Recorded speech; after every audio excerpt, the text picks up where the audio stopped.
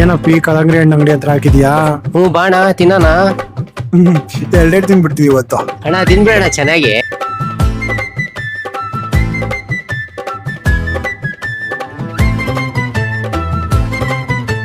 ಅಣ್ಣ ಇನ್ನೊಂದು ಪ್ಲೇಟ್ ಹಂಗೆ.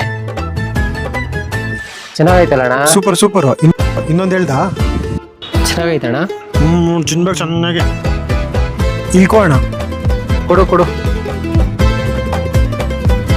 ಅಪ್ಪಿ ಏನೇ ಹೇಳು, ಸಖತ್ತಾಯ್ತಲ್ಲ? ಕಿರಣ ಫೋನ್ ಬಂತು ಅಣ್ಣ, ಒಂದು ನಿಮಿಷ ಬರ್ತೀನಿ ಅಣ್ಣ.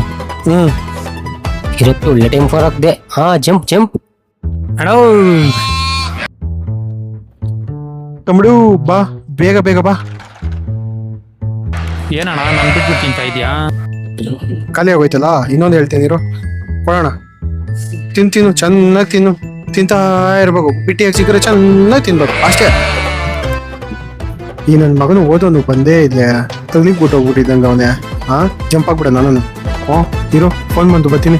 ನಮ್ಮ ಫ್ರೆಂಡ್ ಫೋನ್ ಮಾಡವನೆ, ಅರ್ಜೆಂಟ್ ಅಂತೆ.